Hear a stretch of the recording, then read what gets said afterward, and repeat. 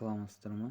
TikTok'ка YouTube'da тіркеген кезде мында TikTok'ка кіреміз. Өз аккаунтымызға. Сол жерде мына жерде профильді басамыз. Изменить профиль дегенде. И мына жерде YouTube деп жазылып тұрады ең астында. Соған кіреміз.